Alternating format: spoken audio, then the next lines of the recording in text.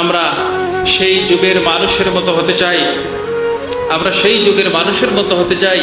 বুখারী শরীফে আল্লাহ নবী সাল্লাল্লাহু আলাইহি ওয়াসাল্লাম ইরশাদ করেছেন যে এমন এক যুগ ছিল, সেই যুগে একজন আরেকজনের কাছে এক টুকরো জমি বিক্রি করেছিল।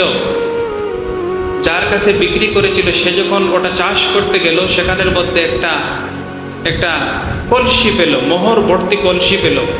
সে এটা তার বিক্রেতার কাছে নিয়ে গেল, বলল যে আমি আপনার কাছ থেকে জমি ক্রয় করেছি, কিন্তু আমি আপনার কাছ থেকে কলসি ক্রয় করি নাই, এটা আপনি গ্রহণ করুন। বিক্রেতা বলল আমি এটা গ্রহণ করতে পারবো না, আমি জমি এবং জমির সাথে যা কিছু আছে সেগুলো আপনার কাছে বিক্রি করেছি। এটা কোনো বানানো ঘটনা না, বুখারী শরীফের হাদিস।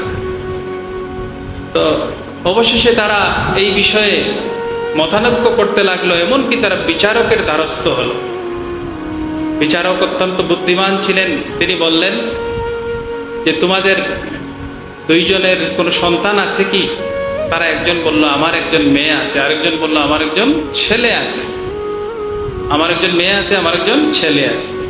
সেই বিচারক অত্যন্ত বিচক্ষণ ছিলেন, অত্যন্ত সত্যবাদী ছিলেন। তিনি বললেন যে তোমার মেয়েকে তার ছেলের সাথে বিয়ে দিয়ে দাও, এবং এই বিয়েতে যা খরচ হবে এই কলসির মোহর থেকে তোমরা খরচ করবে এবং বাকিটুকু তোমরা সদকা করে দিবে। সুবহানাল্লাহ।